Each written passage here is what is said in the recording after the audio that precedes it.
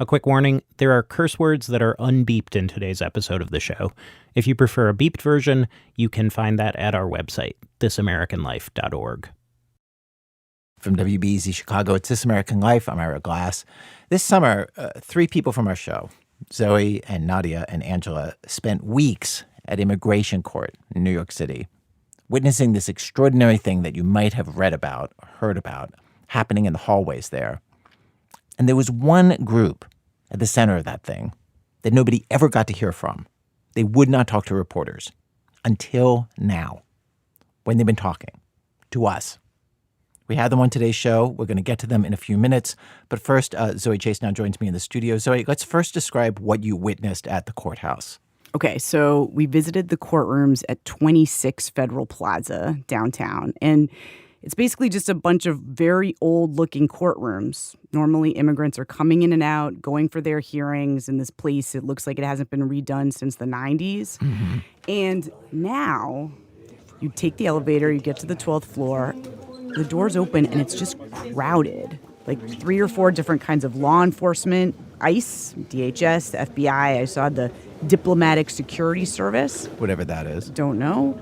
Plus reporters, a lot of photographers, activists, lawyers. Everyone's kind of huddled around one courtroom door, like a celebrity is going to come out of it. Mm-hmm. And the feeling of it, it's tense, and then it's boring. And then when somebody steps out of the courtroom, ICE surrounds them and handcuffs them and starts hustling them down the hall. And it gets very rushed, like in ER. Everyone's chasing them.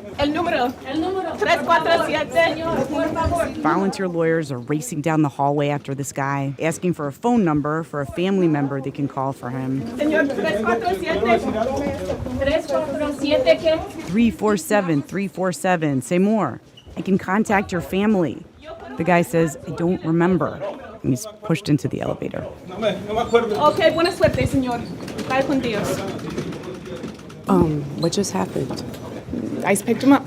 They've been waiting there all day. They know who they're coming to get. Yeah, there was an ICE officer in the courtroom the entire time texting and coordinating. And just to be clear, these are people showing up at court. Like the government told them to. They're following the rules as part of this legal process. And then they are suddenly getting arrested in the hallway and thrown into detention. Yeah. And we're doing so many of them here, it can feel almost routine. Like between the detentions, the agents and the press and the lawyers are just standing around chit-chatting about the podcast they listen to or Lord of the Rings. And then something happens that almost reminds everyone of what we're doing here, no matter how many times we see it. It's one person's life turning completely upside down. Like this one guy. His name was Luis from Venezuela. He was around 50 years old. He'd actually entered the country legally at a port of entry. He broke no law. He was detained in the hallway, pulled into the elevator. His sister was with him, trying to follow him in. The doors closed in her face. She started jumping up and down.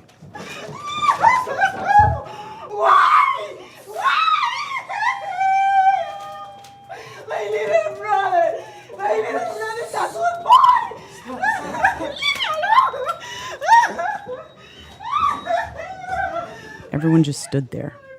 The agents hunched over. They seemed miserable. Some looked down at their shoes. The sister, Angela, eventually tracked him down in New Jersey. He's still in detention there now. And were the judges in on this? Like they're having these cases and then people are leaving their courtrooms and being taken away in the hallway. We didn't know. But by the end of the summer, it didn't seem to matter what happened in the courtroom, what ruling the judges made. The agents were picking up whoever they wanted. And so we were like, what's going on with these judges? We really wanted to talk to them, but none of them would talk to us. Well, at first. At first. But that changed. Because what was happening in the hallways was just part of this dismantling of the immigration court. There was all sorts of stuff happening on the inside, really in the guts of the place, that we could not see, that we didn't even know was there. And then suddenly, the judges started talking. Talking and saying some stuff that is totally eye-opening, and that is going to be our show today. Today, we're going to hear from people who we normally never hear from, immigration judges, the people who are supposed to make the decisions about who stays and who goes in our country, and they are saying now that that is becoming very hard to do in a fair way. because of the way their jobs have changed in the last few months. Some of them are being told straight up what their decision should be. Today, they take us behind the curtain at the court. The robes come off. The judges get real. They talk about stuff that I have never heard was happening at all. To hear for yourself, stay with us.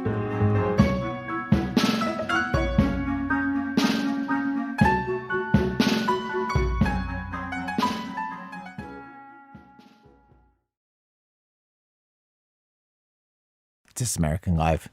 So like I was saying before the break, for months, no judge would talk to us.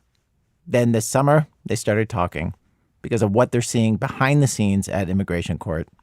Nadia Raymond talked to them. Here she is.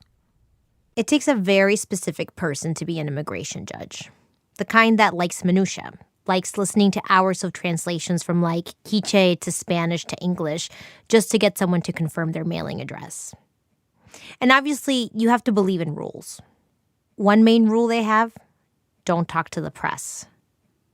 I ended up talking to 15 judges from all over the country.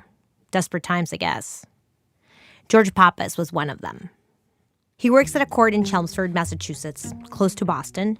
A pretty new judge. He's been on the bench about 2 years. An average day for him until recently was usually one of two kinds of hearings. Either a lot of quick, repetitive, boring hearings just to schedule the next hearing, or a full asylum case. There were some cases that I could not grant, so I'll go through those, okay? Let me go through those first. In those asylum hearings, a person would have to make the case that they cannot live anywhere in their home country because they're being persecuted due to their race, religion, nationality, political opinion, or the ever so squishy membership in a particular social group. I've seen a lot of cases out of Brazil where the immigrant is saying, I'm being persecuted. And I fear for my life because the loan shark that I borrowed money from is after me. I haven't paid back the loan and he's looking to kill me. I cannot tell you how many times I've seen that claim walk into my courtroom and I'm just shaking my head. Why is this here? Rough going, but being chased by a loan shark doesn't make you a member of a particular social group. So you can't get asylum. Pretty clear cut. George denied those cases. Kira Lillian, a judge from another court on the other side of the country, Concord, in the Bay Area, she also approaches her cases with a healthy level of skepticism, a discerning ear. Because, that's what she's supposed to do. And some people lie. That is something that always happens, is that you do hear certain stories repeatedly and certain key details that are repeated and like hundreds of times over. And so you're just immediately thinking, how can that possibly be the case? But they make you go side-eyed a little. Like you're like, is that true? Yeah. I never felt angry about it. In my mind, there are two big reasons why you could hear the same claim from someone over and over again. One is because it's manufactured and been farmed out to a whole bunch of people and they're all given the same fake story. The other is because there's a pattern and practice of human rights violations in that country. Right. And that's why everybody is giving the same story, because everybody's undergoing the same harm and persecution. So, that's the challenge. So that's the job. Hearings. And the people appearing in these hearings in Kira's court day after day broke down like this. People who wanted to stay in the U.S., their lawyers, if they had one, interpreters, and Department of Homeland Security lawyers. And no matter what horror story from what corner of the world she hears from the bench, she keeps things calm and orderly. Which is why it was so shocking when ICE showed up at her courthouse this summer, and she could hear the chaos right outside her courtroom. I knew people were passing out. I knew we had to call an ambulance for someone whose husband was detained. ICE officers were hiding in the stairwell. I could see protesters outside of my window standing in front of the ICE transport vans and trying to block them. I could see the scuffle. I could hear the drums and the honking. And I would go into court thinking everything could just explode. And I have to hold it. All the judges they talked to said they were on edge about ICE now being inside the building, just outside their doors in the hall. This was a huge change. And at the same time, things inside their courtrooms began to change too. Jennifer Durkin is a judge at a courthouse on Varick Street in Manhattan. Right around the time I showed up in New York, a DHS lawyer, a lawyer from the Department of Homeland Security, showed up for court. They're the side that represents the government, usually arguing to deport someone. Two things were unusual that day. First, DHS lawyers usually appear via video for this kind of routine hearing. This guy came in person. And second, he filed a motion to dismiss the case. In fact, he said to her, I'm going to be making a number of motions to dismiss. I was like, what's happening? And so that immediately sounded weird to you? Yeah. Why? And because typically, motions to dismiss would mean that they're no longer pursuing a prosecution of the person. Okay. Which almost never happens. And ICE was outside. There's a series of strange motions being made. They're coming in person. It was clear that something was up. What was up was, instead of arguing why a person should be deported, the government was like, we don't want to do that anymore. Instead, we want to dismiss the case. Which, if you're the immigrant sitting there, can sound good. Like, great, I'm free. But the problem is you didn't win your asylum case. Your case was dismissed. And the fact that you had a pending asylum case was the only reason you could stay in the country. Suddenly, with no pending case, you have no grounds to be here, and you're standing just a few feet away from ICE, who are ready to detain you. And the judges understood that better than the people in front of them. They were like, how can we just close this case? For what legal reason? It looked like a way to just trap people and detain them. The judges didn't know how to respond. So some of them called their supervisors, who were also judges, known as ACIJs, Assistant Chief Immigration Judges. Jennifer Payton, she goes by Jenna, is an ACIJ in Chicago, supervising 22 judges, has been a judge for nearly a decade. She was about to board a flight when her phone rang.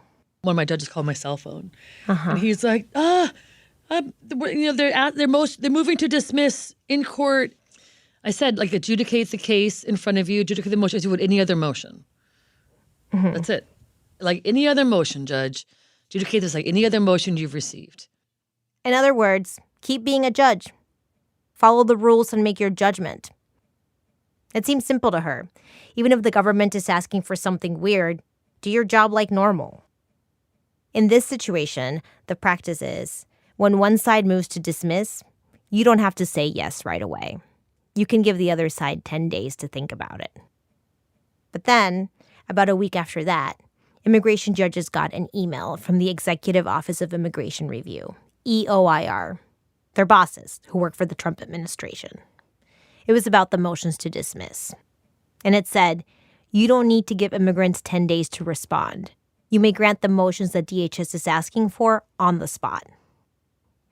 Most of the judges I talked to read this as instructing them to grant all the motions to dismiss, to side with Homeland Security. Even though the email used the word may, judges heard it as shall. And that was what was concerning, that we were being told how to adjudicate motions to dismiss. But just to say, those are your bosses. Like, doesn't it make sense that your bosses would be like, this is what we need you to do? So, as a supervisor, I never told my judges how to decide a case. Mm-hmm. And that is the hallmark of being an independent judge. You are resolving issues in controversy using your training and your expertise and your knowledge of the immigration laws, and I'm not going to tell you how to decide a case. Mm-hmm. And this was telling me how to decide a case. Mm-hmm. Mm-hmm. And that was what was very troubling. George went to his supervisor, another judge, immediately when this all went down. And I said, Judge, we're hearing that attorneys for the department are now coming into court, and they're asking to dismiss cases. Respondents are being arrested and put into expedited removal. Is there anything you want to tell us in terms of how you want to approach this new environment? And his response was, grant them. Grant them. And I looked at him. This was a Teams video. And I looked at him and I said, you said grant them? He goes, yeah. You mean rubber stamp, grant them? When I said rubber stamped, he hedged a little bit. He goes, well, if they're defective. So unless they're defective, you want us to grant them? Yes. The message was clear. Don't cause any trouble. Grant them. Some judges did just grant the motions. But George wanted to consider each request and rule according to each specific case. He didn't want to rubber stamp anything. So he looked up case law about how to deny these dismissals legally. And then he decided to share this info and kind of stick it to his boss. And I made sure that that law was posted on Teams where he could see that. But it was my way of saying, no, this is the way we're going to do it. Because I would put it out there and say, folks, just so you know, here's the law on motions to dismiss. If you need to deny, here are the case laws you need to be aware of. These are the standards of review you need to keep in mind. In order to protect due process, you got to do X, Y, and Z. So is that what you said in the message? Yeah, pretty much. Yeah, pretty much. Why did you do that? Because I resisted. It was my legal way internally to challenge a directive which was wrong.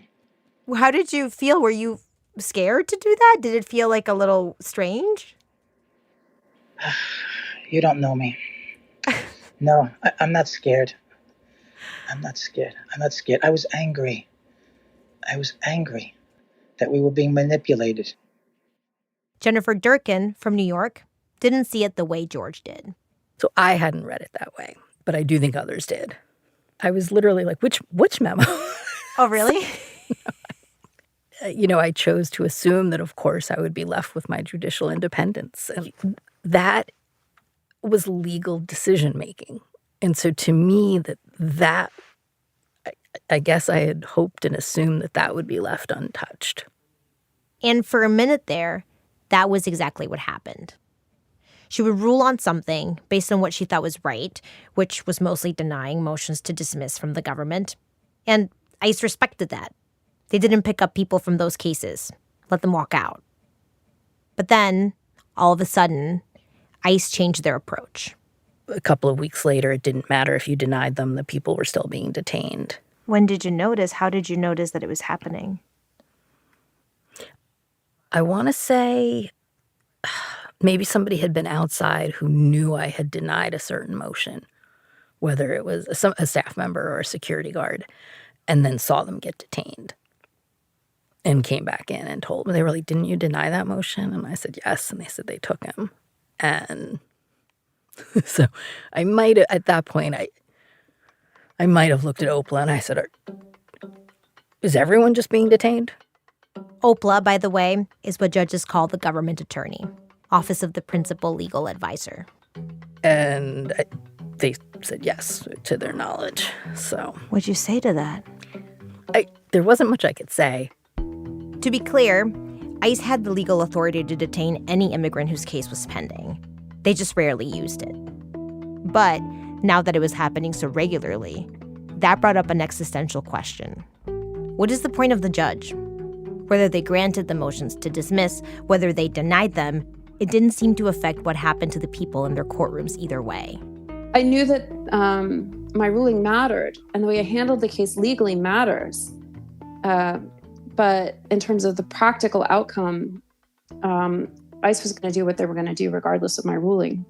Right. So that's got to be a strange feeling because it's like you're saying it matters, but it matters almost like in a very intellectual way, but not in a practical way. Yes.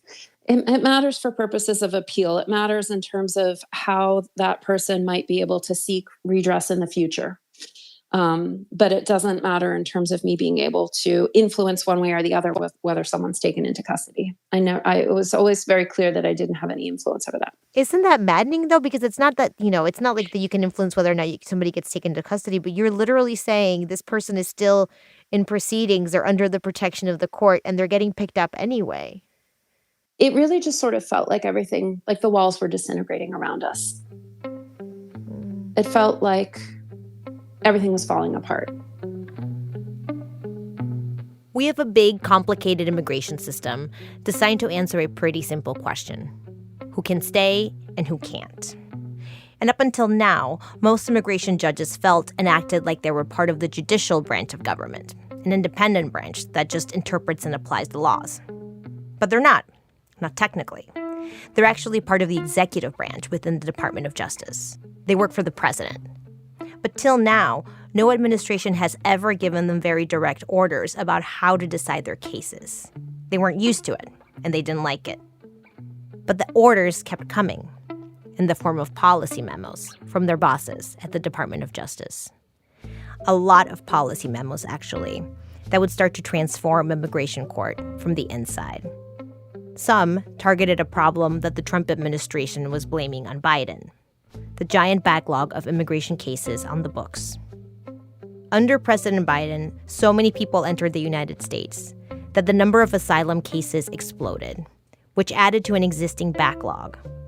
The total is now more than 3.5 million pending immigration cases, with a comparatively tiny pool of judges to adjudicate them, under 700. Immigration judges who worked under the first Trump administration figured they would be given quotas to deal with this. That's what happened last time. Close this many cases in this amount of time, move through that backlog as fast as humanly possible. But that didn't happen, not at first anyway. Instead, they got all the memos, like this one that began this way. EOIR adjudicators have a duty to efficiently manage their dockets. It is clear from the almost 4 million pending cases on EOIR's docket that has not been happening. Sick burn. This memo was like, we're going to suggest that you change the way you do asylum cases in the first place. It told the judges to look at the initial asylum application, usually the first step in this long process, often filled out by hand by people without a lawyer. And if that had anything incomplete or incorrect, throw out the whole case. Don't even hear it. It was called Pretermission of Legally Insufficient Applications for Asylum. Here's Kira. Especially with someone who's not represented by counsel, I want to hear from them. I want to meet them. I want to hear what they have to say before I adjudicate their case. I want to hear their testimony. I want to see what evidence they file. This felt to Kira like a major violation. It was telling her, don't think, don't assess, just push this button. It felt anti-judge. Worse, it seemed to be cutting off the chance for people seeking asylum to have their cases heard, denying them the chance to present their evidence in a full hearing, denying them the due process that as a judge, Kira felt she should be protecting. The due process, by the way, that is enshrined in the Fifth Amendment to the Constitution.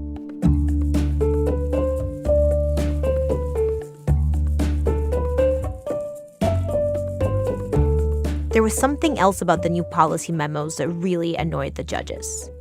The memos were very accusatory, at the judges and the courts themselves. The overall tone was basically, you've been doing everything all wrong, things are out of control, and now we're going to put you on a tight leash. They felt personal. They seemed like ranting against the way immigration judges were handling cases and strongly pushing us into a certain direction. I heard someone refer to these PMs as the Festivus memos, as they were the airing of grievances, like from Seinfeld. Yeah. I think the tone was really significant because it didn't sound like any of them were written by someone who knew what the job was that we were doing or understood the concerns that we would be weighing in the courtroom. It really just seems like a chip on the shoulder. It's like detached from reality and completely unprofessional. The memos are explicitly furious with everything related to the Biden administration, saying basically that the Biden administration stacked both judge hiring and immigration court policy in favor of immigrants. And so many memos rescind Biden-era policies to fix that. They accuse the judges, especially the newer ones, of being too into the immigrants, of being foot draggers and taking too long with this imperfect process that we have for ensuring immigrants get a chance to plead their case. There's one memo that was such an obvious dig at the judges, it was hard to miss. Oh, this is a good one. Effective. Oh, God, I saw this and I'm like, oh, you have got to be kidding me. Yeah. All right. Title, Neutrality and Impartiality in Immigration Court Proceedings. Can I ask you to read, not the middle graph, but the one that starts, although many immigration judges. Oh, yeah. Oh, my God. Although many immigration judges scrupulously maintain impartiality towards both parties in immigration proceedings, there are some immigration judges who appear to believe, based on their own personal policy preferences, that exhibiting bias is justifiable in certain situations, as long as that bias is in favor of an alien and against the Department of Homeland Security. In other words, you judges think bias towards immigrants is okay, and you keep ruling in their favor instead of fully considering the arguments from the Department of Homeland Security. It also said, quote, judges who would prefer to be policy advocates favoring either aliens or DHS should consider transitioning to alternate career paths. It's a lot in there. A lot. What parts jumped out at you when you read that? Oh, the alternate career paths, that was a big one. Like, if you don't want to be here, just get out. Well, I just think it's really strange for the headquarters office to say that immigration judges across the country, hundreds of us, are all ruling in favor of one side and not the other. Like, that is pressure to rule more in favor of the side that they claim is being disadvantaged. It's essentially, I mean, in like the best light, a reminder to be a truly fair adjudicator. In the best light, you could take it as a reminder to be a fair adjudicator and respect due process for both parties. But really what it was a suggestion that we should be ruling in favor of DHS, and that if we're not, we're being unfair to DHS. I kept wondering if this impartiality memo actually did change something in the way judges acted. Did it seep into the courtroom in some way? I came at this job with constant focus and an intentionality to ensure that I was considering DHS's perspective, and that I was listening, and that I was addressing their points. That's my only doubt, is if I might have given DHS too much leeway. So it did kind of get in your head in a way then. It got in my head. I don't think it ever affected the ultimate adjudication, but I do think that there are points where I let a really aggressive DHS attorney continue too long with a hurtful line of questioning because I didn't want to cut them off. Really? Because of trying to compensate. I asked EOIR about the memos, if they were trying to get judges to decide cases in DHS's favor. They said that the, quote, numerous policy memoranda were supposed to make the judges impartial again and undo, quote, over 20 policies that were unfounded in law or discourage the timely completion of cases. That's it. We also asked for interviews with the director of EOIR and officials at the DOJ about all the changes the judges told us about, to get the administration side of it. They turned us down.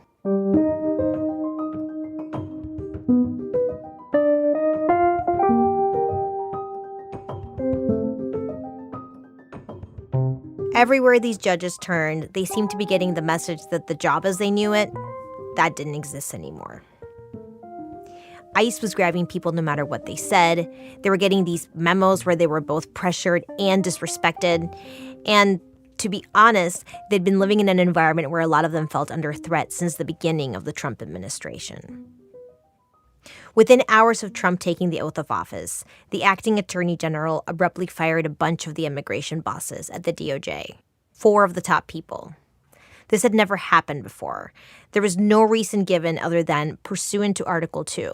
Basically, the president can decide everything that happens at DOJ. It was a loud, blaring signal to the immigration section that everything would be different this time. Jenna is senior staff. She knew the 4 bosses who got fired, and it really freaked her out. Also, she'd been put on this DHS watch list, this website funded by the Heritage Foundation. It calls out, quote, America's most subversive immigration bureaucrats. Jenna's picture was there, under targets. So she felt like she was being watched. She wouldn't wear headphones when she walked the dog after that, asked the police to come and check in on her home. She started looking at all kinds of normal things with extra trepidation. Like her team's group chat, which was your typical office group chat, where a bunch of work friends talk about the job, complain about the boss, get a little snarky. I was like, I need to get out of this chat, man. I just feel like my spidey sense was tingling. And so I sent a post. What was going on in the chat? I don't know. It just felt like the swiftness with the firings of Sheila and the other 3. I was like, I just need to really keep my head down. So she sees herself out of the group chat and finds that really soon she gets FOMO. So she comes up with a workaround. I start using Signal because I'm super cool. And I open my Signal and I start to populate it with some of my ACIJs. My buddies, right? The assistant chief immigration judge chat, I named something like ass crack instant jokes. I don't know. It was a moment. Just I for like opened it. each initial? Right, ACIJ, man. Everything government needs an initial, so this is what it was. Assistant chief immigration judge, ass crack instant jokes. This becomes a good Band-Aid. The immigration judges in ass crack instant jokes do the same thing they do in teams. Send each other memes, gossip about work. Until February 14th. The Signal chat starts to pop. And one of my ACIJ buddies goes, I just got fired. And someone else says, I just got fired too. And someone else, me too. And all of a sudden it was like 6. Actually, it was 20. 13 judges in training and 7 ACIJs, people at Jenna's level. Everyone left standing started doing the math, looking at people's records in the courtroom, being like, were they more likely to grant asylum than not? Is that why they got fired? Jennifer Durkin in New York heard about the firings, and she was like, aw, crap. The people getting fired are former immigration lawyers. Sounds a lot like me. It was overwhelming for the people who were left. Here's George. It was an assault. It was like an old medieval castle that was under siege. They were slowly cutting off our food supply. Now they're cutting off our air supply. Other judges began to say, I'm resigning. And before you think that all these judges who are feeling this way must be big asylum granters, not really. George, for example, denied like 3/4 of his cases. But still, he didn't feel safe. George packed up his office after the February firings, took everything off his walls so he'd be ready, just in case. 3 of the judges I talked to did this. The pressure caught up to each of them somehow. I haven't been sleeping that well, and I guess I've had a lot of headaches recently and some pain in my jaw. They did x-rays, and they said, well, you have literally ground down your teeth so that mine are flat. Oh, my back. God. Yeah. This is all because of the stress of this happening? I think it's certainly even exacerbated by it, yeah. I don't know how to emphasize how hard these demands were on these judges. They felt completely squeezed between a duty to give the immigrants in their court a fair hearing and all that the DOJ was asking them to do. One judge told me they were taking leave because they were feeling suicidal. Everyone talked about crying at work, crying outside of work. I've never heard of so many judges crying.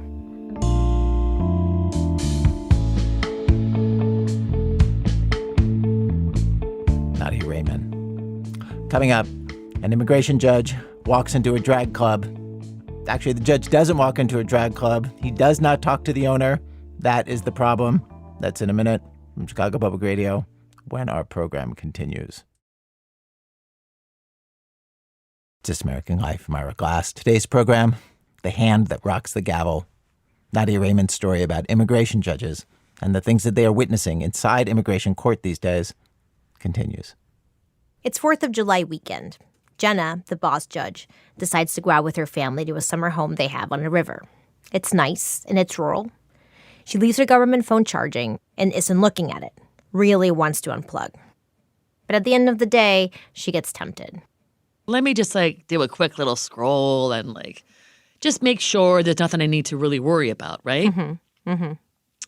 So I turn my phone and I do a scroll and I see an email. The subject is Notice of Termination - Peyton. It's from Director Owen. And the email says, please see the attached. Wait, what was it? What was the attachment? Oh, hang on. I can read it too. It's all of 3 sentences. I probably have it memorized because it was so short. Wow. Hang on, let me go back and find it. Dear Judge Peyton, this notice serves to inform you that pursuant to Article 2 of the Constitution, the Attorney General has decided to remove you from your position as an accepted service Assistant Chief Immigration Judge with the United States Department of Justice, Executive Office for Immigration Review. Your removal is effective today. You are required to return all government property by the end of the day. Sincerely, Cersei Owen, Acting Director, EOIR.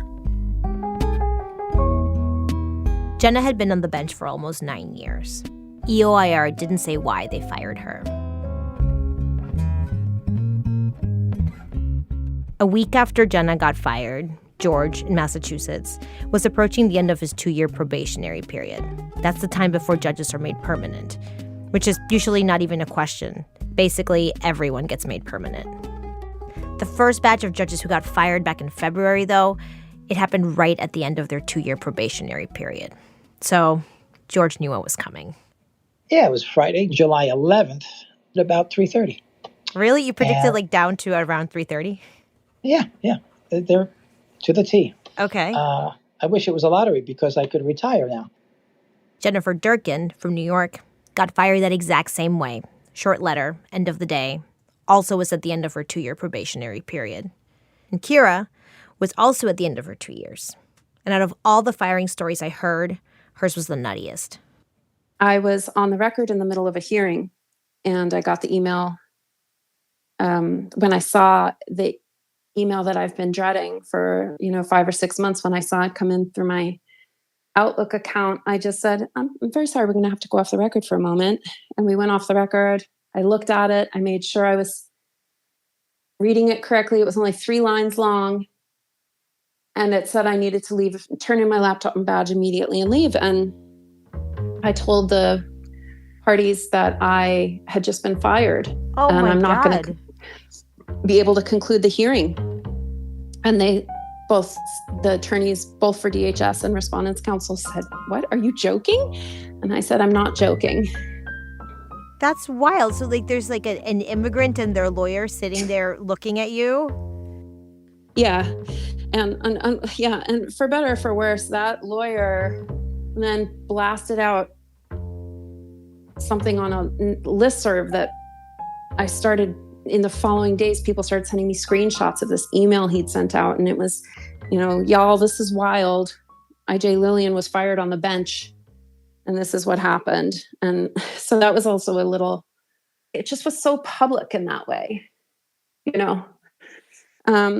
I was physically trembling, and always in court, disturbing and upsetting things happen, disturbing and upsetting facts come to light.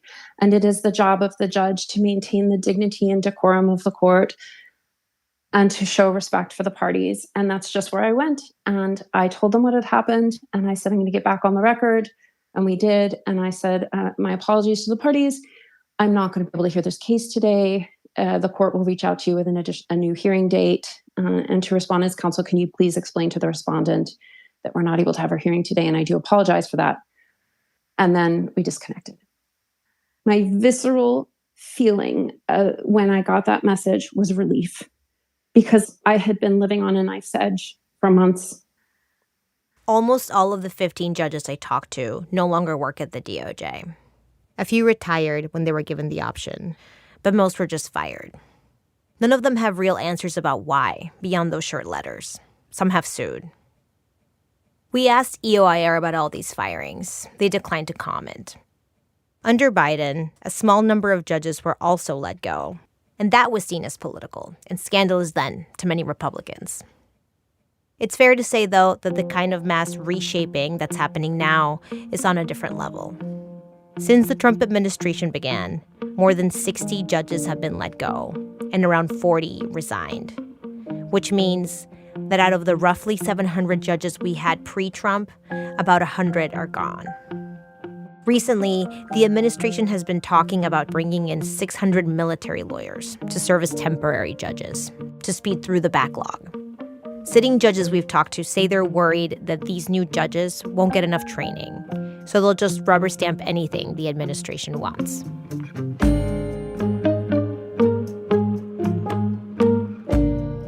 If all this sounds like the Trump administration is trying to reduce the power of the immigration court and bring it to heel, well, some people think that's way overdue. We talked to Scott Mikowski, former deputy head of ICE New York. He was the removal officer for 27 years. His job was to find immigrants who are here illegally and deport them. And the way he sees it, the main thing that got in his way? Immigration courts. My colleague Zoe Chace talked to Scott. Okay, first off, man, it could have been 3, 4, 5 years before somebody has a fucking hearing. And then they go to court, and the judge will be like, well, do you have an attorney? No. Okay, we're going to adjourn for 9 months until you find an attorney, right? They get an attorney, then they go, you know what, I want to withdraw this counsel. Okay, I'll give you another 9 months. Like, there's cases that have been fucking recalendared for years.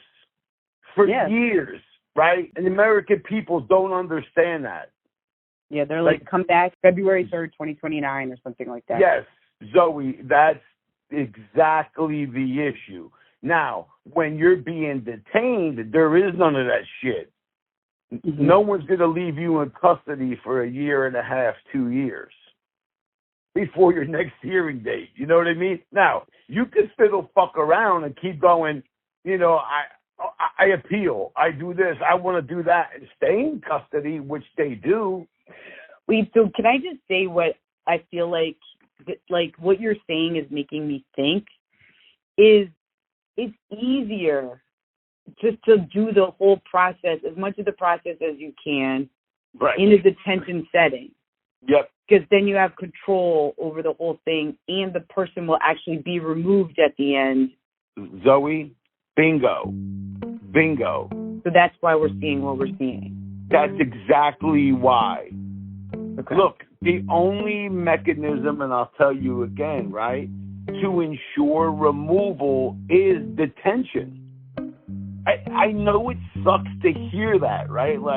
It does. Say you're in court and you lose your case, Scott says. You're deportable. But they don't just throw you on a plane. You walk out of the courtroom, government sends you a letter. Dear so-and-so, you've been ordered deported on this date. Please show up at my office in 30 days with one bag weighing no more than 44 pounds for your removal. As you can imagine, most people don't show up. But if they were in detention, Scott says, easy.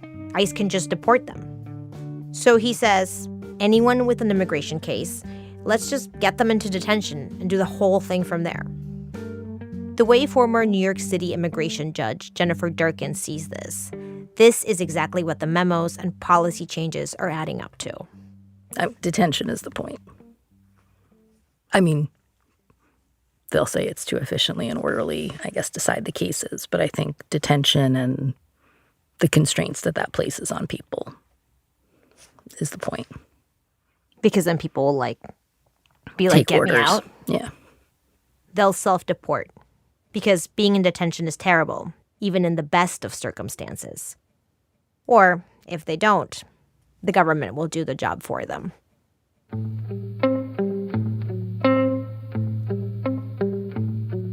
I spent a lot of time while I was reporting this story, trying to put together the puzzle pieces and see what this all adds up to. What does the Trump administration want the immigration courts to be? In the end, I don't think it's that complicated. Trump made a promise of mass deportations, so he's finding a way for the courts to not get in the way. His people are good at this sort of thing, pulling any lever available to them, showing every institution exactly where their power ends. And if judges are the obstacle, like wrenches in the gears of the mass deportation machine, that's no problem. There are a few ways to put pressure on a judge to co-sign on deportations. You can change procedure, the rules of the court. That's what the memos did. You can intimidate, the firings, the threat of more firings coming up every few weeks. And there's one more, cleaner, more direct and effective way, if you run the DOJ. Change the case law. Set new legal precedents. Precedents that judges now have to follow, which is exactly what Trump's DOJ has been doing. Since March, decisions have been coming fast and furious out of the Board of Immigration Appeals, setting new legal precedents for how things will work now. For example, the Trump administration has narrowed the kinds of cases that are eligible for asylum and made it much harder to prove them. Also, maybe the biggest change, any undocumented person, even if they have a legal case in process, even if they've been in the U.S. for a decade, they can now be detained indefinitely. Before, you could post bond and get out while you fought your case. Now, no more bond. Just detention. Nothing but detention. Potentially for millions of people. And in a big picture way, there's no one left at the top to disagree with all these big changes. Because a month into the new administration, the DOJ removed nearly half the judges on the Board of Immigration Appeals. Everyone had been appointed under Biden, pretty much. So all this new case law now matches the Trump policy objectives almost completely. And the judges, of course, have to adhere to it.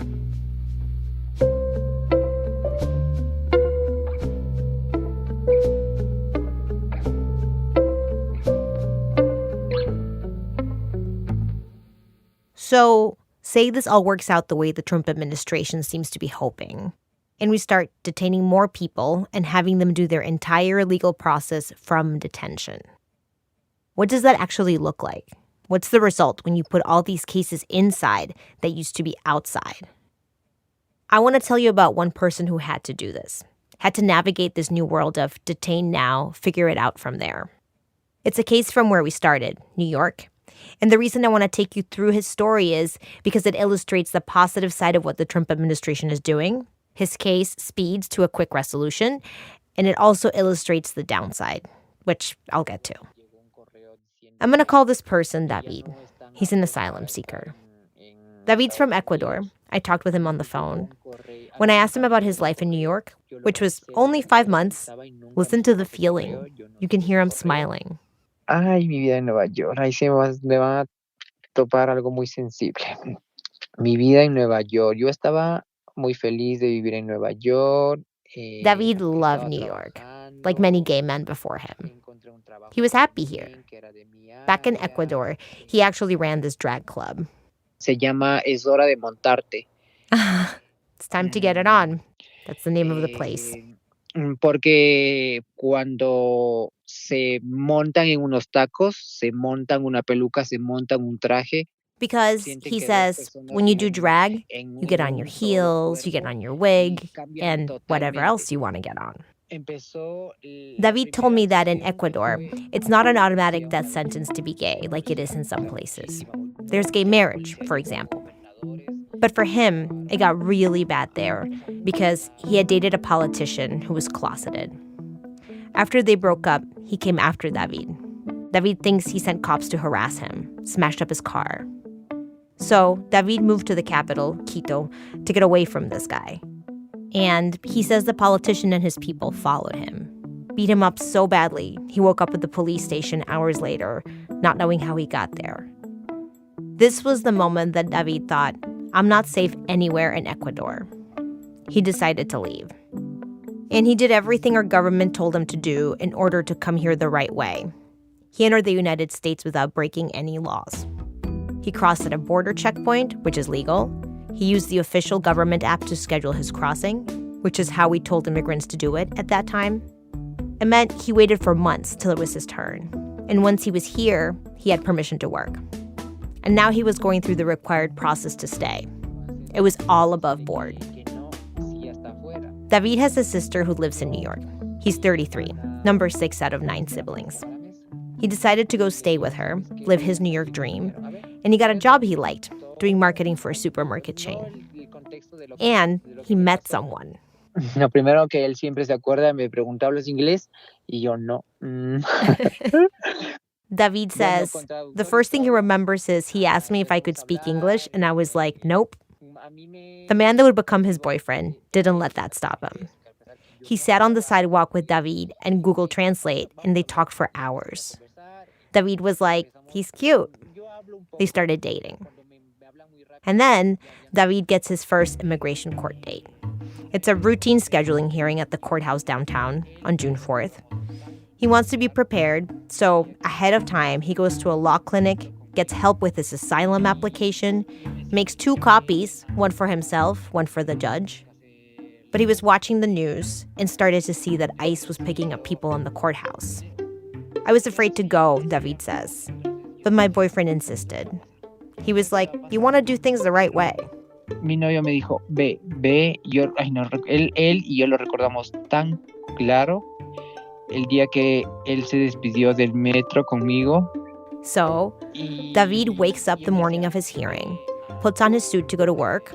He was hoping, if it all went well, it would just be a quick thing, and he'd go to work right after. And he heads downtown. He says there were bad signs along the way. Like at breakfast, they wouldn't serve him and his friends. It took forever. And then he dropped all these napkins. They blew everywhere in the wind. It was like a dark omen. When he finally got to court, he sat in the waiting room, went in front of the judge when it was his turn, offered the 2 copies of his asylum application, and the judge didn't take them. He heard the DHS attorney ask for his case to be dismissed. He heard the judge agree to the dismissal.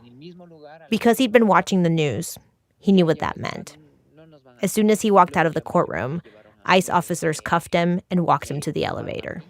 Y yo entré en shock. O sea, yo lo único que hacía era caminar. O sea, yo no sabía ni qué iba a pasar, ni qué estaba pasando. I went into shock, he says. All I did was walk. I didn't know what was going to happen, what was happening.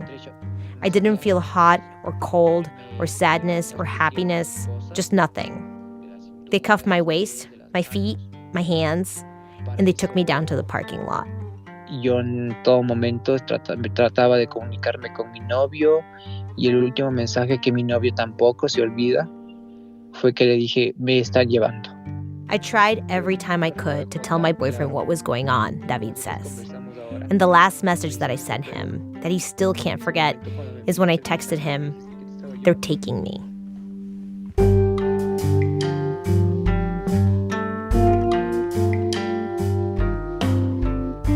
David got held on the 10th floor at 26 Federal Plaza in New York for 3 days. There's a holding cell there that's supposed to be temporary, but the summer has become the de facto detention center. And all reports out of there say that it is rank. David says it was so packed in there, you could only sleep standing up. David then got sent to a detention center in Newark, New Jersey. He would be there for about 10 days. While he was there, he kept asking ICE to let him do a credible fear interview, which is one of the first steps in the asylum process. He was like, I had my application. I'm afraid to return to Ecuador. He says the ICE officers would just stare at him and not say anything back. Or they would tell him to do it in writing, which he did. There was no response.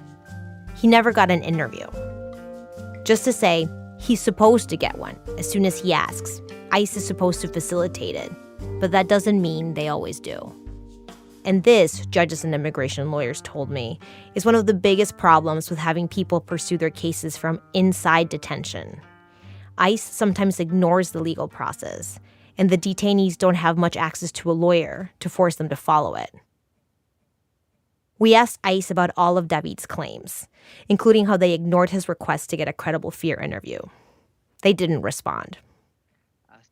One day in June, ICE put David on a flight.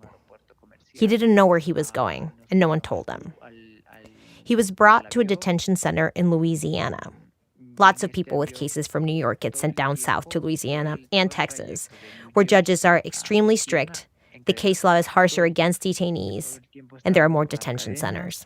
Y ahí había muchísimas personas, o sea, muchísimas literas, muchísimas personas, muchísimos colchones. There are so many people there, David says. So many. Tons of bunk beds in one giant room, and it was super dirty. It was unbearably hot, he says. Everyone hung out in their underwear because it was so hot. Yo me estaba preparando para aguantar el tiempo que se deba aguantar en New Jersey. I was ready to put up with New Jersey, put up with that as long as I needed to, David says. But Louisiana? I didn't want to be in Louisiana one more second.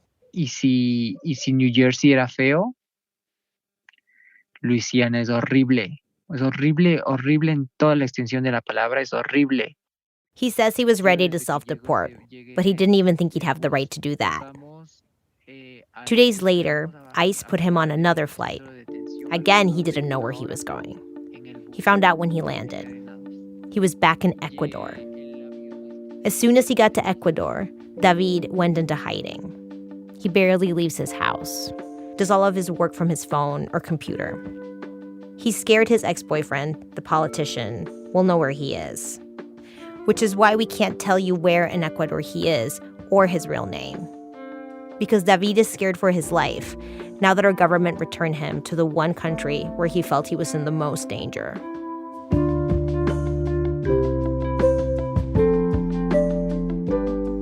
David's lawyer told me David's asylum case, pretty solid. He was fleeing a government that was actively trying to harm him, and he has documentation showing what happened.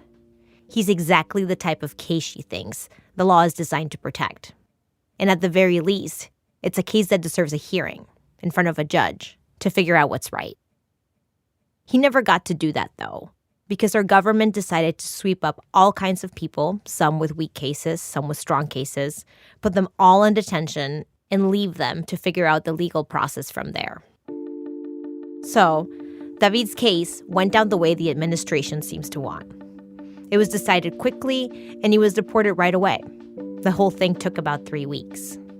But it only went so fast because we skipped the part where he got due process. This is what our new immigration system is starting to look like right now. This is what it's becoming.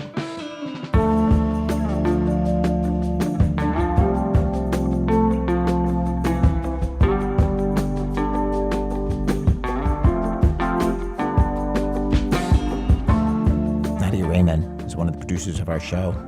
David, by the way, is now part of a lawsuit against the federal government about these courthouse detentions and due process. Just today, as we're finishing the show that you're listening to right now, we heard that 5 more judges got fired.